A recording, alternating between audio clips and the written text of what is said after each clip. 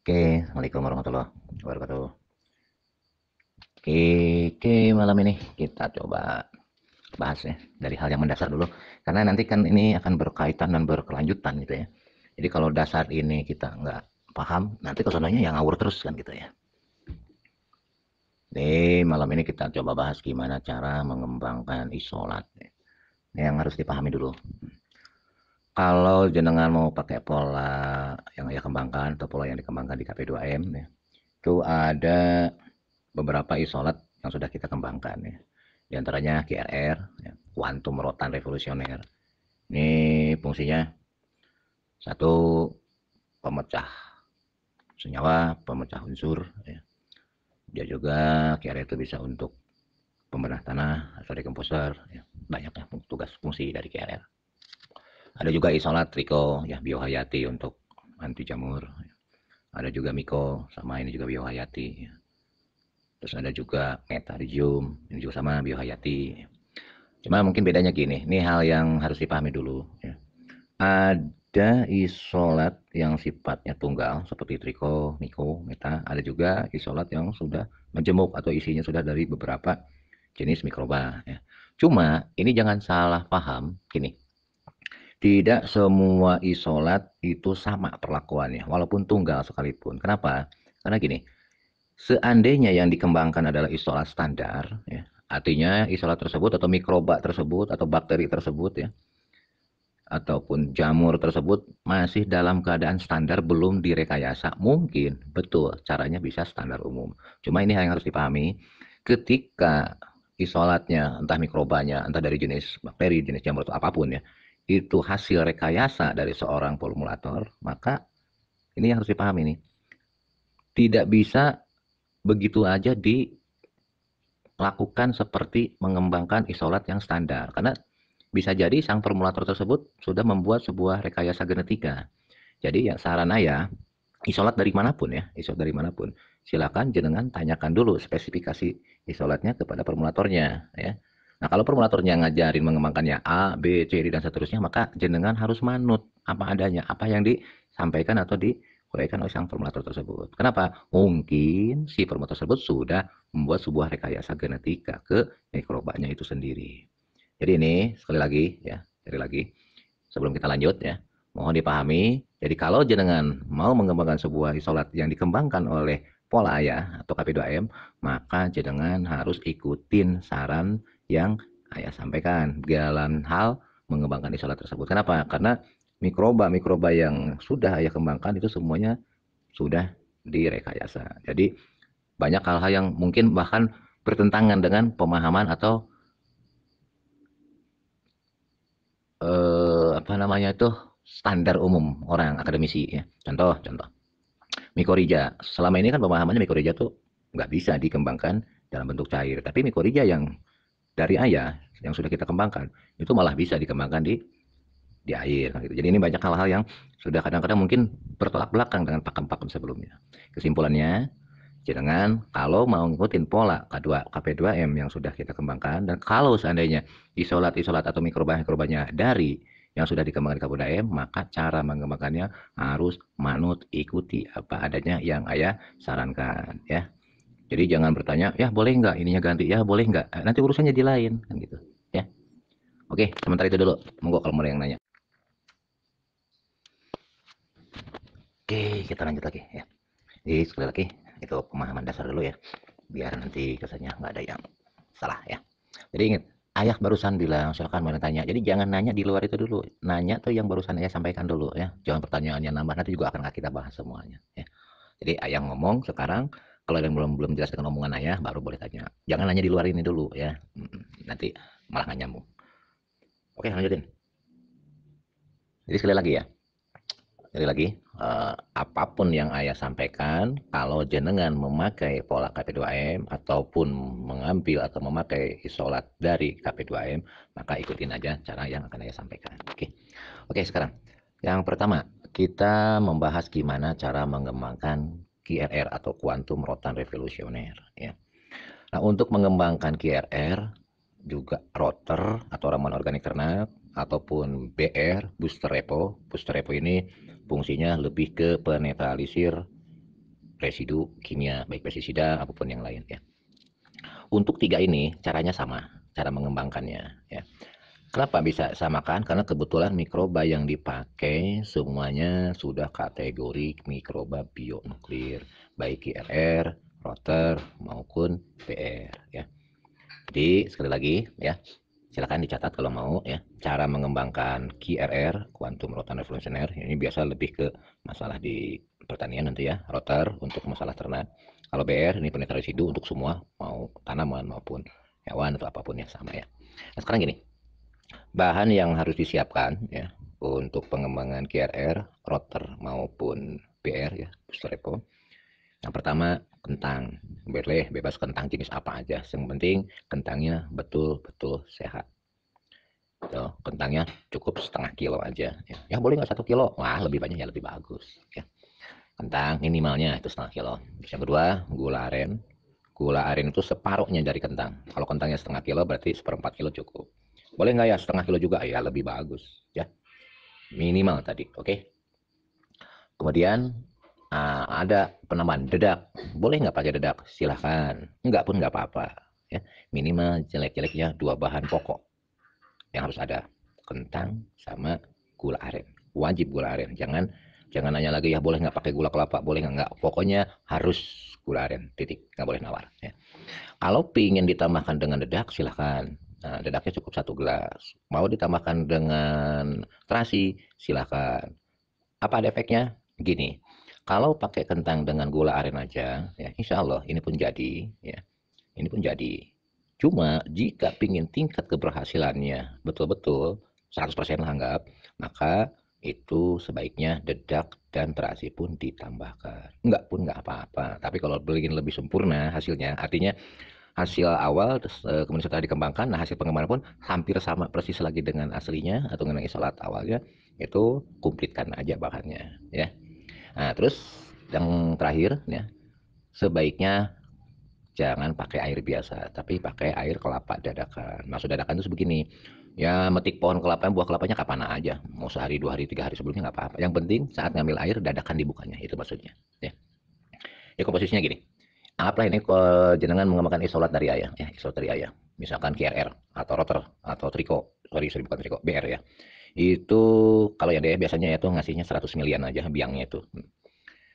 Itu semuanya bisa dikembangkan dan akan sama persis dengan biangnya yang 100 mili tadi kalau maksimumnya dijadikan 10 liter. Jangan nanya kenapa, karena memang seperti itulah ya setting. Jadi kalau jenengan nanti misalkan dikembangkan jadi 11 liter, ayah nggak jamin hasilnya tetap seperti awalnya. Berkembang pasti, pasti berkembang. Tapi yakin masih tetap kategori bionuklir. Nah itu yang akan menjadi pertanyaan gamblingnya ya. Apa? Karena sudah ayah setting akan tetap kemampuan bionuklirnya tetap terjamin kalau pengembangan atau pembelahan diri dari mikroba-mikroba tersebut hanya maksimum di 10 liter. Karena kalau lebih 10 liter nanti dia akan semakin melemah. Endingnya menjadi mikroba biasa bukan bionuklir lagi. Itu loh maksudnya. Ya. Jadi jangan berpikir kita kembangkan lebih dari 10.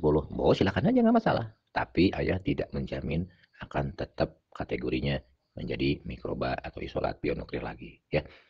Oke lanjut.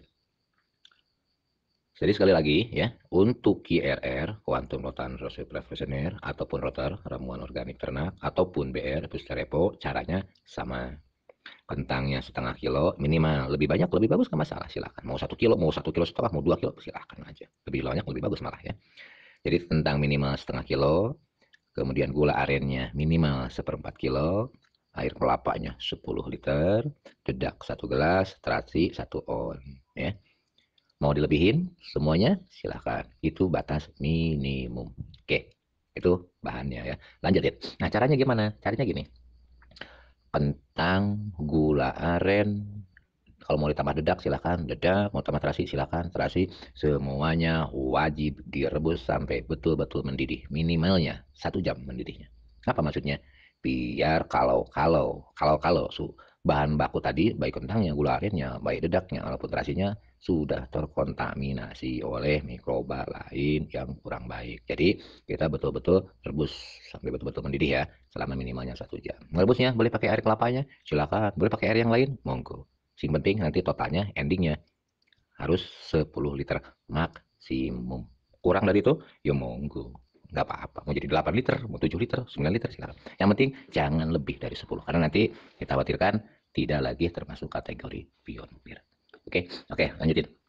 Jadi setelah direbus, benar-benar direbusnya, nanti semuanya dihaluskan. Terserah, mau di blender, mau ditumbuk. Yang penting sterilisasi dijaga. Ya, kalau jenengan mau pakai blender, berarti blendernya juga disterilkan. Kalau ayah biasa semprot aja dengan alkohol ya, minimal yang 70%.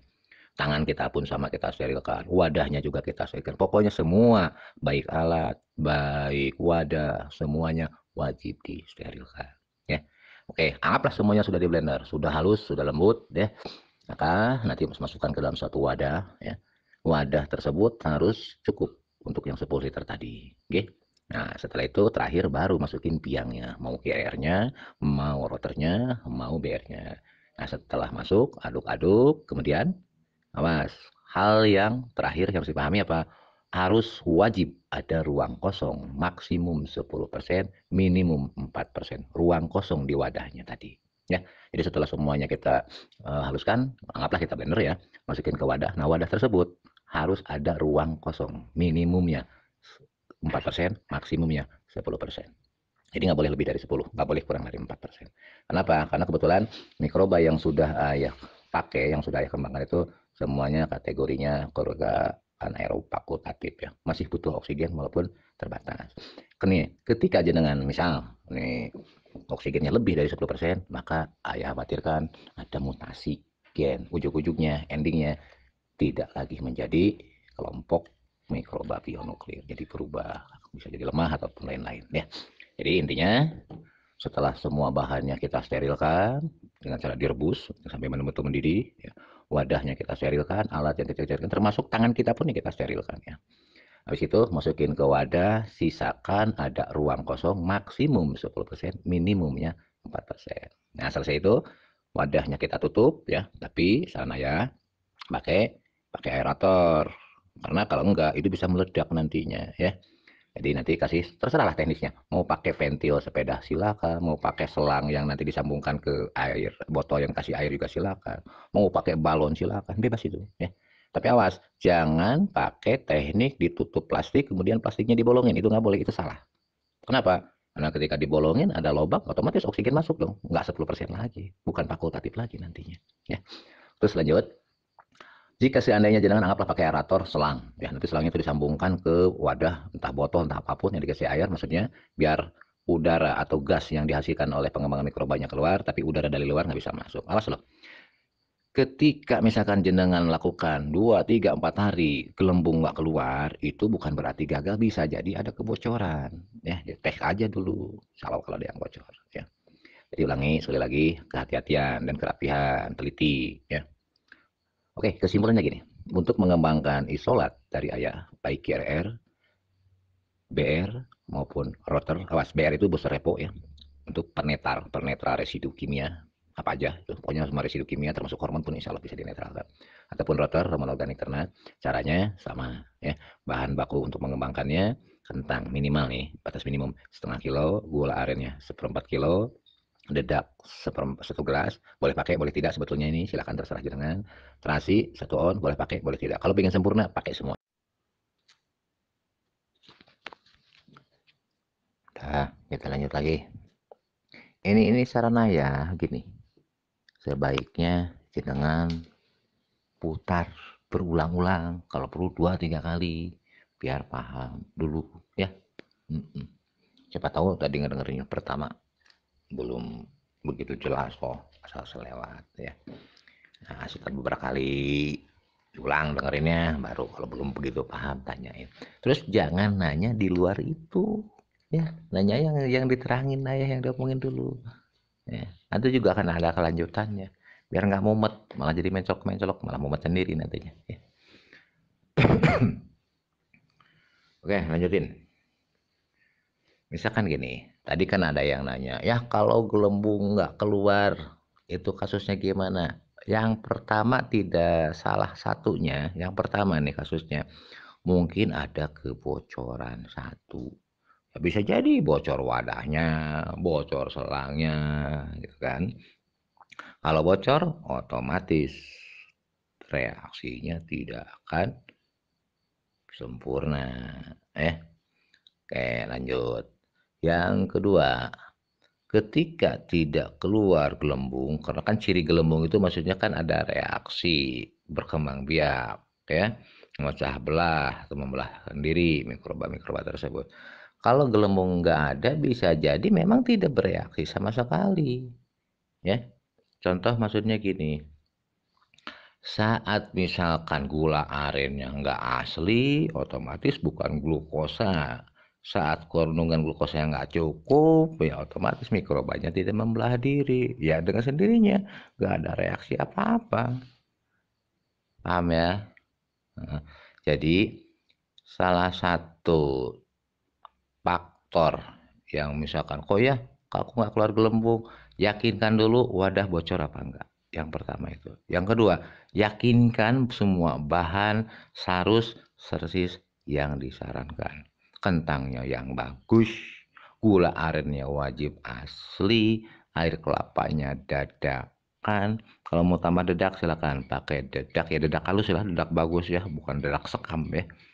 Kemudian terasinya juga sama yang bagus. Oke, itu tuh hal yang harus dipahami. Selama itu benar, insya Allah pasti berjalan. Udah ratusan bahkan mungkin ribuan yang ngikutin ayah ya berhasil.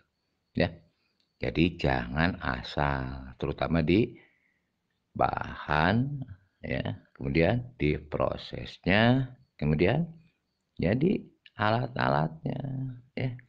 Cuma perhatikan dulu, jangan asal-asalan. Oke, lanjut. Tadi ada juga yang nanya, ya kalau separuh dulu dipakainya, misalkan 50 ml gampang ya silakan. Semuanya bahannya separuh, termasuk airnya pun maksimum harus separohnya.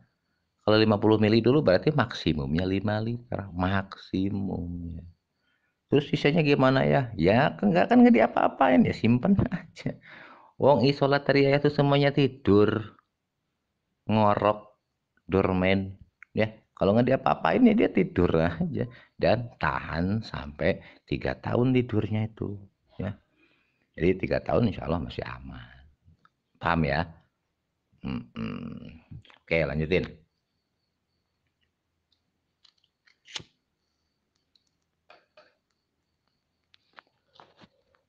Terus lanjutin gini. Tadi ada juga yang nanya katanya ya. Kang Sony tapos. Sisanya oke, air biangnya ya simpen aja, tapi jangan di kulkas, simpen aja di ruang, ya, di ruang suhu kamar ya biasa. Yang jelas jangan ditaruh di mana, jangan di kulkas apalagi di freezer nggak boleh. Ya. Yang penting jangan dibuang aja. Oke lanjutin ya. Terus lanjutin. Berapa lama sih ya ini bisa selesai? Kata ayah tadi kan sudah diterangin. Minimumnya 14 hari. Pada saat makanan habis, nutrisi habis, kalori habis, ya dia akan diem dan kemudian tidur. Ya, nggak dilepas pun memang nggak apa-apa.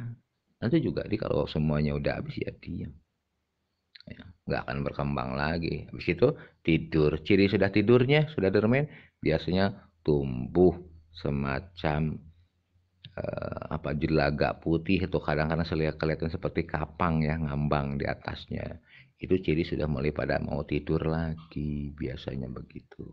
Oke. Oke, lanjutin. Ya terus ciri bener berhasil atau enggaknya begini.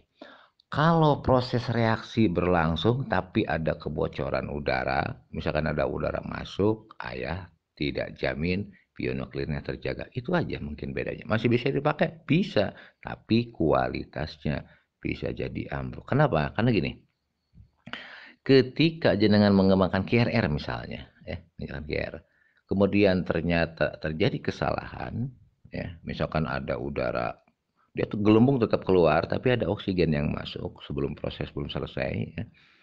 Itu bisa jadi QRR-nya bukan bionuklir lagi. Masalah ada. Bisa dipakai? Masih bisa. Cuma kualitasnya jauh berbeda. Misal, ketika misalkan tidak berhasil, tapi tidak bau ya, masih tetap bisa dipakai, bisa.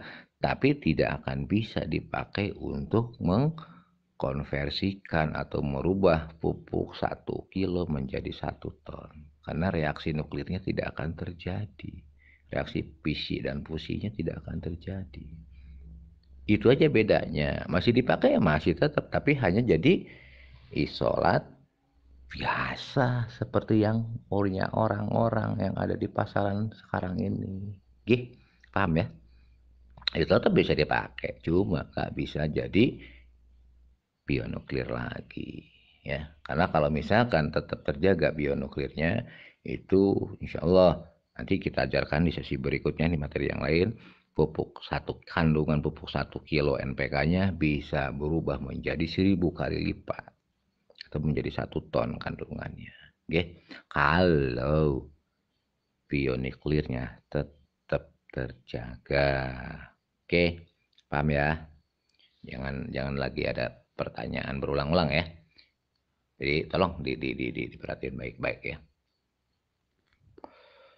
Reaksi fermentasi akan berhenti ketika nutrisinya habis, Kang Emil ya.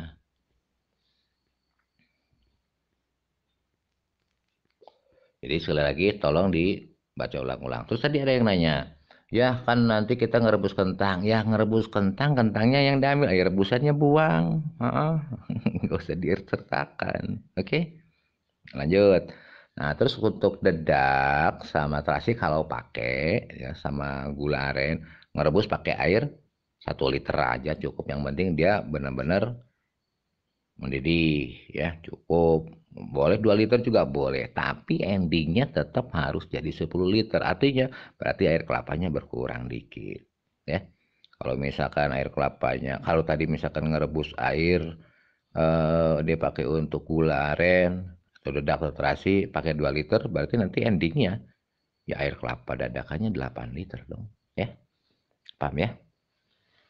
Oke, ulangi. Jadi minimum pengembangan prosesnya minimum 14 hari ya.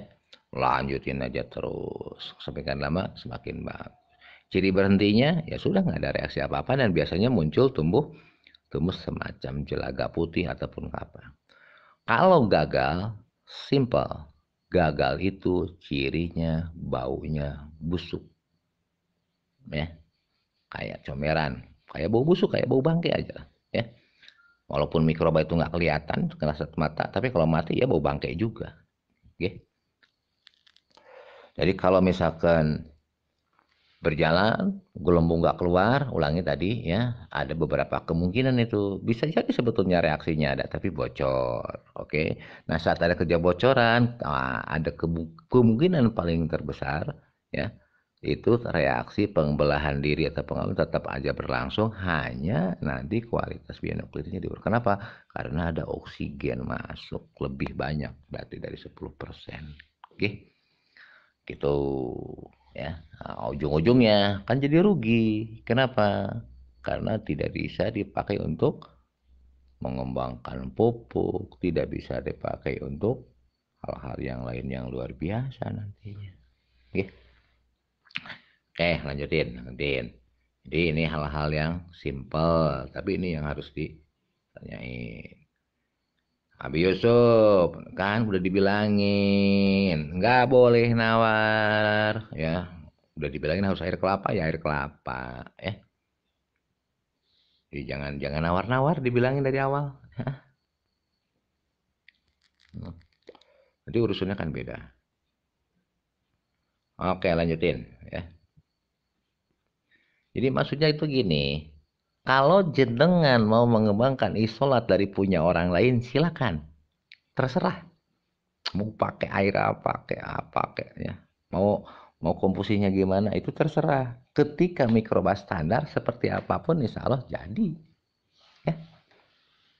Tapi kalau ingin menjaga, ini kita berbicara QRR loh ini, ya.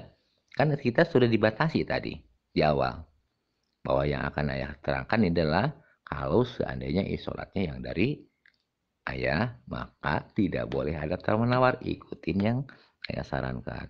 Kalau misalkan isolatnya produk lain, ya silakan terserah, bebas itu, ya standar aja.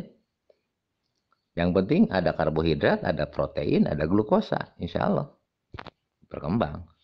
Sama, tapi pakem standarnya tetap sama. Apa? Sterilisasi dijaga biar tidak terkontaminasi. Tapi kan kategorinya kan nggak sama.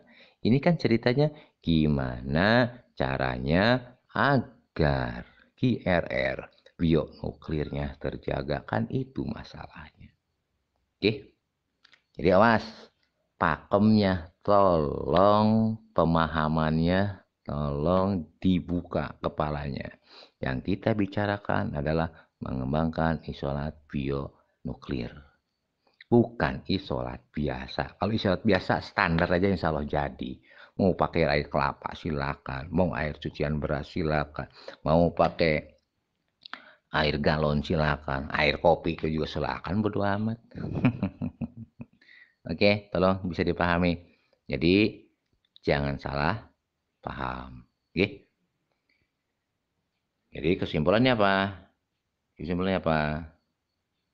Ya, kesimpulannya apa? Tolong pemakamannya dibedakan. Yang kita bahas adalah khusus isolat bionuklir. Kalau bukan bionuklir, standar pun jadi. Ya, yang penting ada glukosa, ada karbohidrat, ada protein, ya, selesai. Pasti jadi.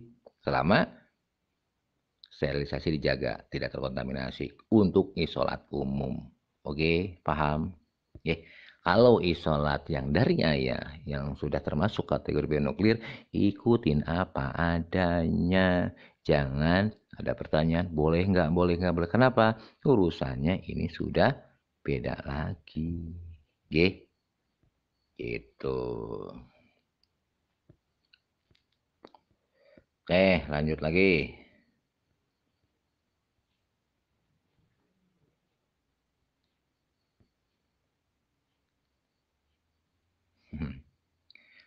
Dulu pakai air biasa itu kalau yakin airnya benar, boleh nggak? Sebetulnya sih boleh-boleh aja. Ini berdasarkan pengalaman banyak sekali yang gagal, gagal, gagal, gagal, gagal. Karena apa? Kualitas airnya kurang bagus. Tapi ayah yakin kalau air kelapa pasti steril semuanya. Ya, karena satu-satunya air yang paling suci itu air kelapa. Eh, tidak terkontaminasi. Jadi artinya apa? Yang saya ajarkan sekarang SOP yang terbaru untuk menghindari kegagalan gara-gara kualitas airnya nggak jelas. Oke, paham? Lanjut. Sekali lagi. Jadi sekali lagi ya, daripada gambling, wis manut yang sekarang ayah sampaikan apa adanya. Awas, kalau bionuklir QRR dari ayah. Di luar itu, di luar QRR, silakan mau pakai apa aja, standar umum. Ya, gitu loh maksudnya. Oke, monggo. Silakan. Ini nih, Mbak Cici Gamiarsi. Sampai liter butuh berapa kelapa itu? Ini pemikiran yang sama sekali tidak berpikir ke depan. Mohon maaf. Apa maksudnya? Gini, ayah nggak pernah nemuin kelapa harganya 100.000 per butir, nggak pernah. Semahal-mahalnya tuh 10.000. Oke, lanjutin. Sekarang gini, coba berpikir sejenak. Ya, mohon maaf. Kalau jenengan perhatikan secara mendetail, secara baik-baik. Sebentar. Ketika jenengan bikin jadi 10 liter dengan air kelapa dengan jaminan bionuklir terjadi, tolong hitung 1 kilo pupuk NPK itu harganya anggaplah 10.000 untuk misal nih, misal untuk apa namanya tuh, Ponska atau Mutiara misalkan 15.000. Kemudian gara-gara GRR 100 mili yang sudah diambil, sudah kembangkan, berubah menjadi 1000 kali lipat atau jadi 1 ton. Ayah pengen nanya, mahal apa murah itu kelapa? Gak ada artinya apa-apa ketika endingnya benar. Tolong dipahami di sini. Kalau jenengan berpikirnya pendek, belum apa-apa udah mikir ini mahal, jujur itulah masalah petani Indonesia saat ini. Berpikir rugi padahal belum ngerti efek ke depannya. Oke. Ketika disuruh A, B, C, D, ngitung di depan. Ketika hasilnya tidak berubah, mungkin betul, tapi ketika hasilnya berubah, beda urusannya. Makanya artinya mulai sekarang, mari kita berpikir lebih cerdas lagi. Karena apa? Kalau kita tidak bisa merubah mindset kita sendiri, gimana kita bisa merevolusikan pertanian Indonesia? Kita akan tetap berjalan di tempat seperti sebelumnya selama ini. Bisa dipahami? Tolong, kita mau merevolusi pertanian Indonesia. Kalau mau, ayo bareng-bareng dengan teknologi yang kita kembangkan. Jadi sekali lagi, jangan berpikir pendek. Oke?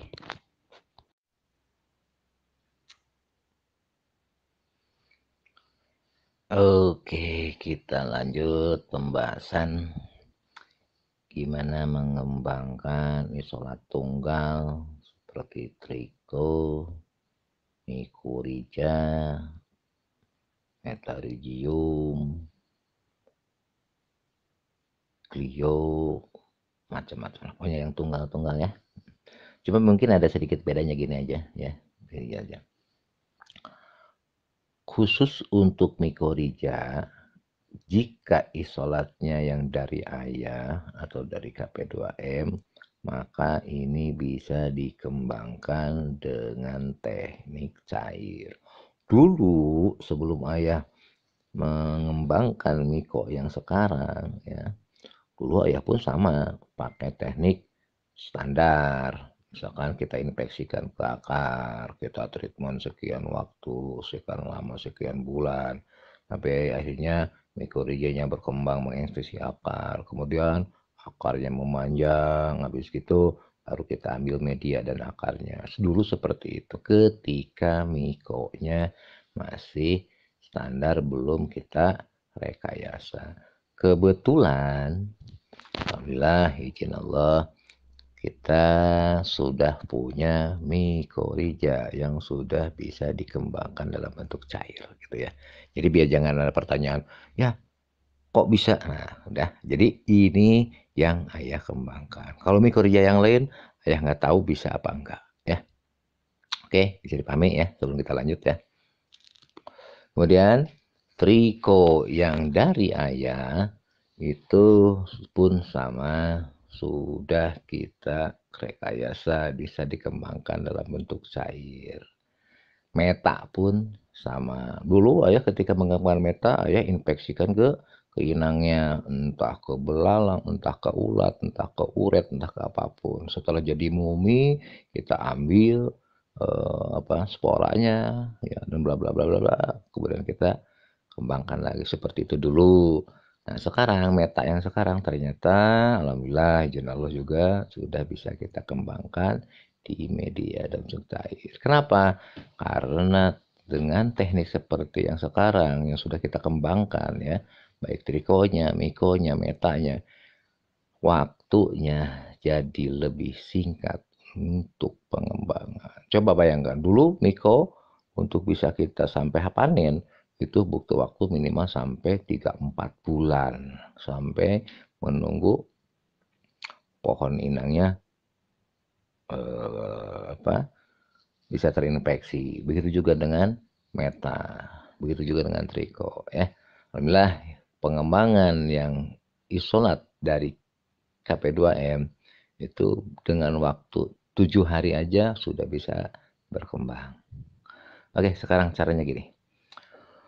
Sekali lagi ya, ini jangan salah paham. Ini kalau yang dipakainya isolat dari KP2M atau dari ayah ya. Baik trikonya, mikonya maupun metarigiumnya. Bahannya cukup 2 saja ya, bahan dasarnya. 2 yang pokok ya, 2 yaitu kentang, gula aren. Nah, kalau airnya saya selama ini pakai air kelapa murni ya, sama air kelapa dadakan juga. Boleh nggak ya pakai air biasa? Silakan ya. Silakan pakai air kelapa, air biasa, tapi wajib airnya sudah direbus dulu atau air matang. Cuman kalau pingin 100% terjamin berkembang dengan sempurna, pakailah air kelapa khusus untuk yang 3 ini ya. Untuk triko, miko ataupun meta. Nah, sekarang bahannya gini. Bahannya itu untuk mengembangkan anggaplah 100 mili biang yang dari KP2M atau dari ayah, itu kentangnya setengah kilo ya, minimum setengah kilo. Kemudian gula aren ya sama seperti tadi GRR Baroter ya, berapa? Setengahnya, jadi 1/4 kilo. Nah, air kelapanya kalau pakai air kelapa nih ya itu 10 liter nanti totalnya. Tapi saran saya kalau misalkan ini khusus untuk trikomiko sama ini ya. Ya cuma separuh aja boleh nggak? Misalkan air kelapanya 5 liter, terus air biasa, air matang ya, air matangnya 5 liter boleh nggak? Boleh. Ya. Itu kalau jenengan misalkan pengen mantip ke situ. Tapi saran saya yang kalau pengen benar-benar sempurna, pakailah murni air kelapa dadakan 10 liter ya. Silakan pilih sendiri aja lah ya. Oke, lanjutin. Jadi bahannya sekali lagi setengah kilo kentang, ya kentang yang bagus ya, yang betul-betul mulus, ya, sehat. Kemudian gula arennya 1/4 kilo, air kelapa dadakannya 10 liter ya.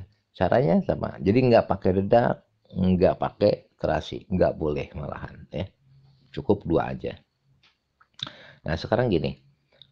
Jadi sama seperti tadi ya, kentangnya rebus, sakulit-kulitnya aja ya ngerebusnya, nggak usah dikupas ya. Rebus dengan air biasa, habis itu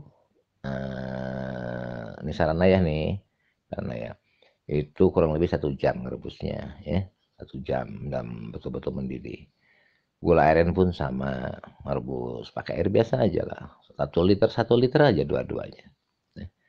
Nanti kalau kentang ya airnya buang aja, air rebusannya.